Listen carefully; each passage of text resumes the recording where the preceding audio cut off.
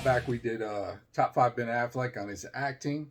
So now we're gonna go through his director catalog, and this should be a breeze, unlike Scorsese or Spielberg. But no, what he's done has been great, so we wanted to acknowledge it. Yes. Even though he's more in the news for his personal life right now, which that's not what we're here for. No. We're focusing on the work.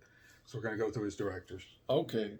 2007 was his directorial debut, and that was Gone Baby Gone. What?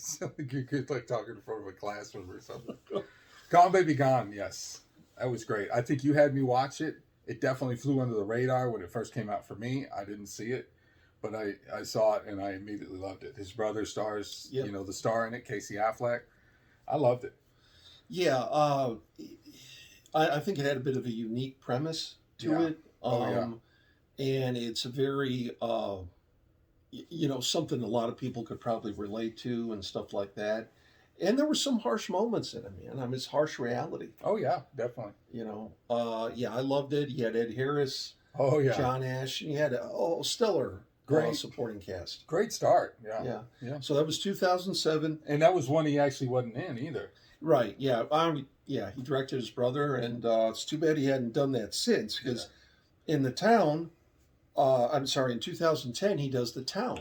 This to me, and Ben Affleck, besides Good Will Hunting, he was kind of in that category of Matthew McConaughey for me for a while. Right. A lot of rom-com, romance, comedies, things like that. And so I wasn't really a fan of Affleck. But when he did The Town, and I went to see that, and then I saw Gone Baby Gone shortly after that, that's when I was like, okay, I can gravitate to this. And I love The Town. The Town, and it was on my top five because he was great in it. Jeremy Renner was great. Yes. It was just a great cast and a great story. I loved it. And it centers around his hometown, is it? Boston. Yeah, Boston. And I thought it lent, again, a sense of realism to it, which Affleck, you can argue what you want about his acting ability. I personally think it's gotten better over time, but his directing is just outstanding. Oh, yeah. Just outstanding. He definitely knows what he's doing. And yeah, like you said, it put Renner on the map, man. Oh, put him back on the map because he was kind of there and he just was kind of lingering. Was he? Yeah. Okay, I wasn't. Yeah. It's the first time I remember seeing him. And you can't talk about that without talking about Chris Cooper in that. Oh, I loved Chris Cooper in that. A small role, but again, another treasure character actor. Heck yeah. So 2010, 2012, he follows it up with Argo. And that was in my top five as well. I love Argo. Again, a great cast around it. Right. Alan Arkin, John Goodman. And then you have those, because it's based on the 1980 where... the hostage situation. Yeah, the hostage situation. Where was it? Where was it? It was Iran? Was it? I think. Not 100%. But the people that played the six people that got out, they're known actors, but they haven't done anything in a while.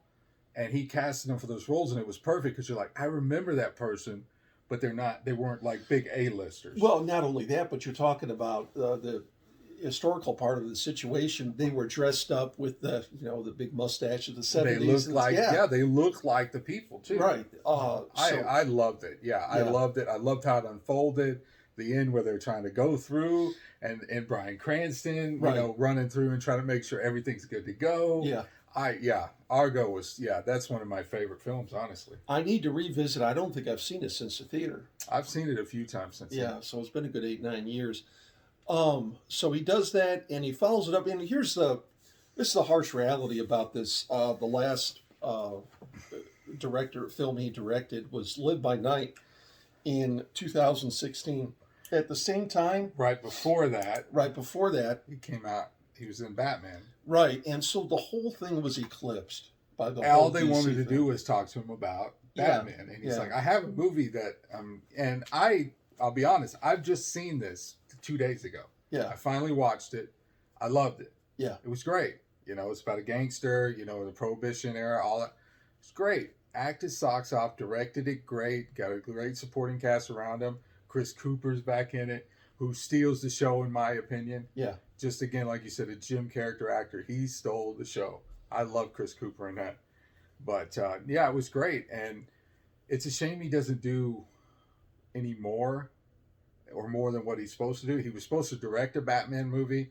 Of course, he's kind of backed away from it. Now he's kind of half in. And, I've heard different reports about where he's going with that, you yeah. know, but hopefully we'll see another directorial effort from him in the future. So it's been what 5 years? 5 years, Yeah, Like I said, it's what's more important is who he's standing next to right now instead of what he does in right. the acting field. Yeah, yeah. But, again, that's not what we do on this channel. We're going to focus on the work, and that was it. Wow, that's got to be one of the shortest director catalogs we've ever done.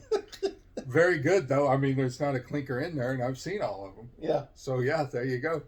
See you later.